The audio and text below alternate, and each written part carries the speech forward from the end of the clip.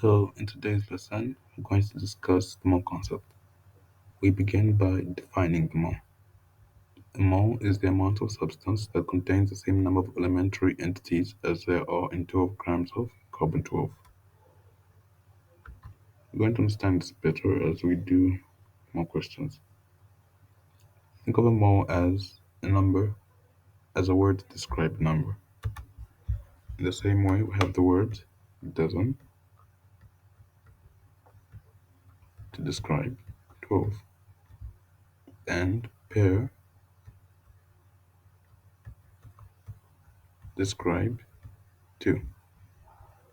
In the same way, we have the word mole to describe a certain number of things.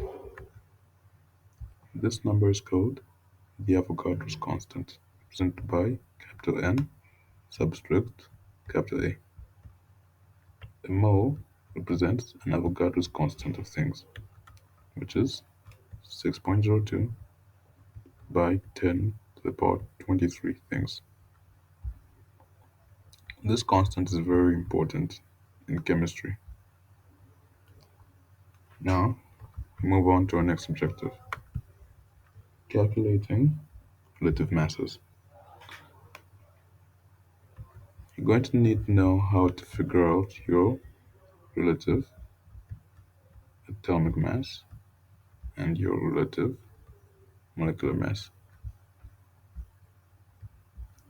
Relative atomic mass is the mass of an atom compared to 1/12 the mass of carbon 12. So that's the mass of an atom, which is measured in AMUs, compared to, when you compare something, you divide. The mass of an atom compared to 1/12 the mass of carbon 12. The mass of carbon 12 is 12, which is also measured in AMU. The point I want to make here is that the units cancel out. That's the same for relative molecular mass. So relative atomic mass and relative molecular mass have no units because the units cancel out. So now that we've talked about that,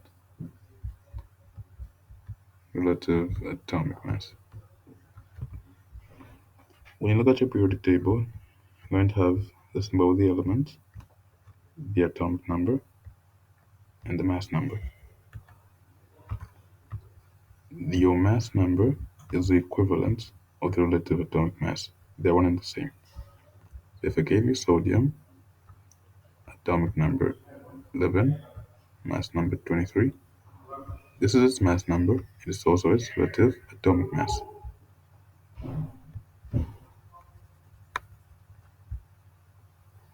Try and figure out the relative atomic mass of iron and the relative atomic mass of zinc from your periodic table. When you're done with that, let's move on to the next thing. Relative molecular mass.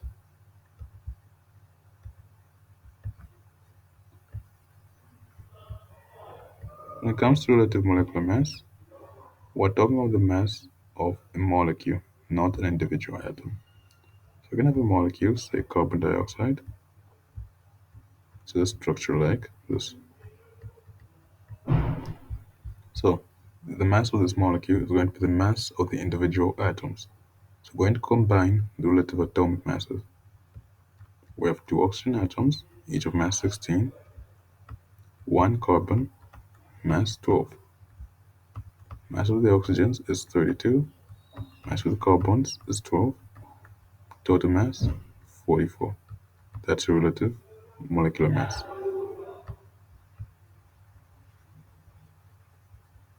One more thing. When you talk of ions, you can't say relative molecular mass because ionic compounds don't have molecules. So we're going to say relative formula mass. So say we had sodium chloride. We have one chloride with mass 35.5 and one sodium with mass 23. Combining the masses, we have 58.5 as or relative formula mass for sodium chloride. For those of you that might not know the difference between an ionic compound and a molecule, an ionic compound has ions. Sodium chloride is like this. Sodium and the chloride and have an electrostatic attraction. But when it comes to molecules, what we have are covalent bonds. There's a difference. This is ionic, so we're going to call it relative formula mass. This is a molecule, so we're going to call it relative molecular mass.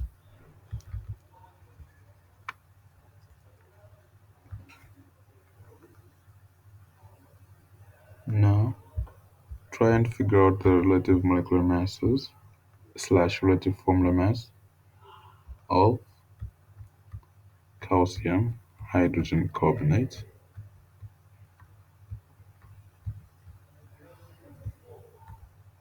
and potassium permanganate. Comment your answers and we'll discuss. When you're done with that, move on to our final objective, molar mass. So, molar mass is the mass of 1 mole of a substance. Molar mass is the mass of 1 mole. The mass of 1 mole. So that's the mass of 1 mole. Hence, these are the units of molar mass, grams per mole. The molar mass of a molecule is the exact same value as its relative molecular mass, except we add the units, grams per mole. Molar mass has units, which are grams per mole. Do not forget that. So if I asked you for the molar mass of carbon dioxide, and you told me it's 44, that's wrong. This isn't the molar mass. The molar mass is 44 grams per mole. Because remember, by definition, molar mass is the mass of a substance, the mass of 1 mole of a substance. Now, if you know the mass of a substance and you know the molar mass of said substance, then dividing the two gives you the number of moles. I hope that makes sense to you. The number of moles is the mass of the substance over the molar mass, since the molar mass is a mass of 1 mole. So, say let's take for example, we had 88 grams of carbon dioxide. So from this 88 grams, we know carbon dioxide has a molar mass of 44 grams per mole. So our number of moles is 2 moles of carbon dioxide. Carbon dioxide has this structure here. So I can ask you, how many moles of oxygen are there in these 88 grams of carbon dioxide? Well, we know that in these 88 grams, we have 2 moles of carbon dioxide. But in 1 molecule of carbon dioxide, we have 2 oxygen atoms. So it's like in every mole of carbon dioxide, we have 2 moles of oxygen. So the number of moles of oxygen would be 2 times 2, should be 4 moles of oxygen.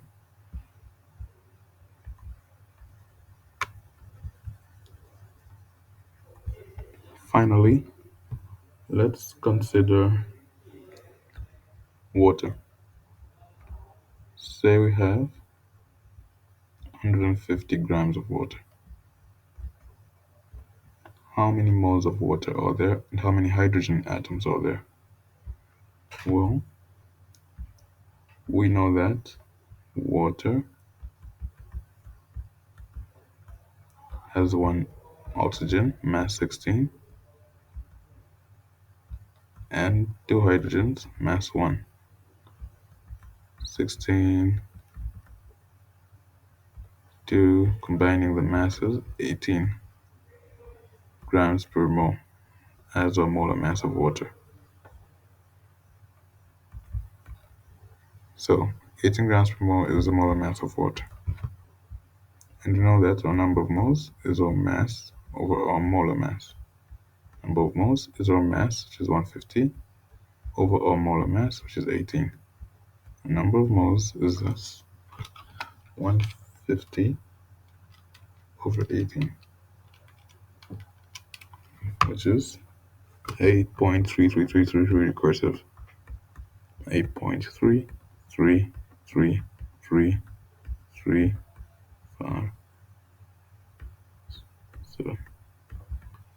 These are the moles of water we have. So how many moles of hydrogen are there? Well, water has this structure, 8H2O. So for every mole of water, there are 2 moles of hydrogen. So the number of moles of hydrogen will be 2 times 8.3333333, which is 16.7 when rounded off. And these are the moles of our hydrogen